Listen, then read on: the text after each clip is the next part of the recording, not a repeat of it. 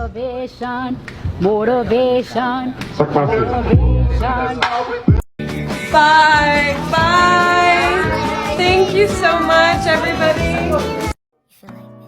Lord, I'm split in two. Part of me loves the world and the other loves you. So what do? I wanna be safe, but I gotta stay cool too. And no, I'm not a fool. I know eventually I'm gonna have to choose. And really, I don't wanna lose my ticket into heaven and a chance to be used by you. And if it's God that I'm after, I just can't serve to master. John 15:15, he calls me friend. 1 Thessalonians 1:4, he calls me chosen. Ephesians 2:10, he calls me his masterpiece. He calls me his art. He calls me handmade. Things that make sense in a Christian girl's bedroom. Christian journal. Christian books. Highlighters and pens for journaling. Books on Christian dating. The Bible off course.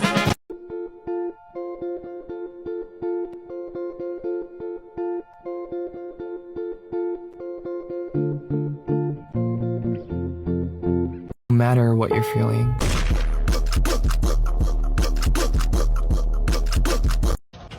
What you looking for? We got what you looking for. What you looking for? We got what you looking for. Some people gonna hate you for no reason, and you gonna shine regardless. My diamonds out for me, they say, hi, can I meet you?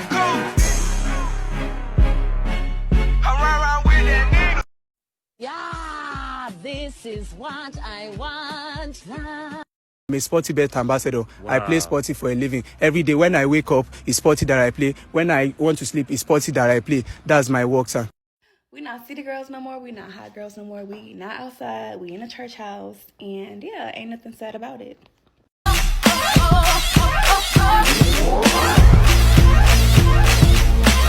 Jesus so much. Like, I just love that man. Like, shut up! All you do is talk about Jesus. Like, you think we want to hear that all day? Talk about something else. Talk about someone else. All right, we can talk about Moses then. I don't know why they did my man like that for real. Like, they all they.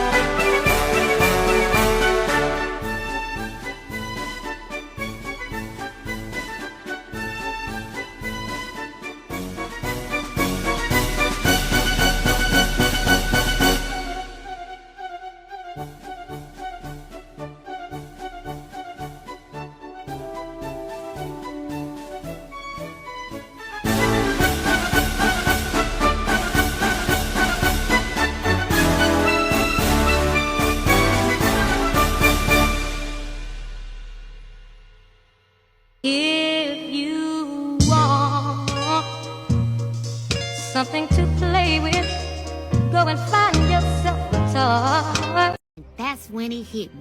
The best idea I ever had in my entire life. That's the worst idea you ever had in your entire life.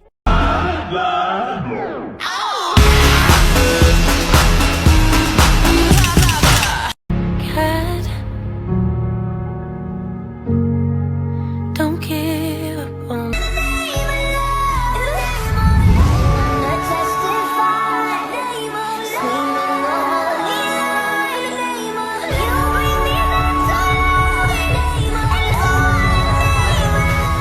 church have tried to set us up with their grandson. We're single Christian girls. We're gonna make a husband list and probably edit it every few months. We're single Christian girls. We're waiting on God's timing, but sometimes ask if he has expedited shipping. We're single Christian girls. We're gonna overuse the phrase season of singleness, but it's true.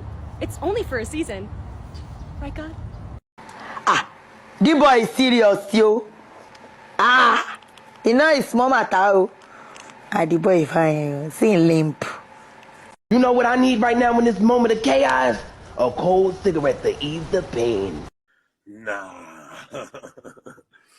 Nah, man.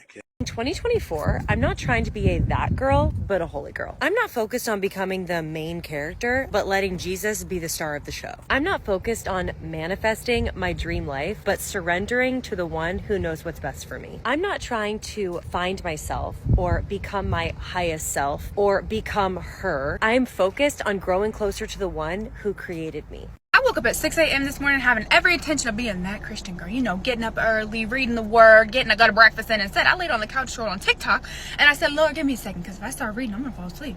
And I started reading, I got more energized. So now, I'm late to the gym and I look stupid.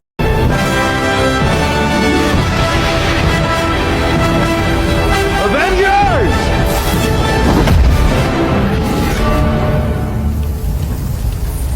Assemble. You really love basketball, don't you? What's there not to love?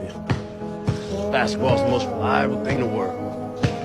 Don't blame, don't ask any questions. You bounce it. Being a Christian teenager may be difficult, but it's not impossible. Here are 5 tips for Christian teenagers. Number 1, don't fall into hookup culture. Now, I wish I could tell my younger self this because it's so easy for it to just be completely normalized to have everyone hook up with everyone. And we should not normalize giving yourself away to someone. And many of us in high school are making decisions that will affect us for the rest of our lives. So it shouldn't be a casual thing for you to give yourself away to just anybody. The man that God has for you is not going to pressure you to do things that you have made a boundary for yourself to not do. So wait well for your man of God to commit to you fully instead of giving these guys husband privileges that don't have husband privileges quite yet. Number 2, choose to be sober-minded. It is very easy to fall into partying and drinking in high school. And for some of y'all, it's even earlier than that. It can be easy to just fall into peer pressure and want to fit in, and you don't want to be the weird one who doesn't go to the parties or, you know, is in the corner and like doesn't have a drink in their hands, right? But let me just tell you, most of the mistakes that I made in high school were when I was severely under the influence. Be sober-minded. You will make decisions that are good for the long haul when you are sober-minded. Let me just tell you,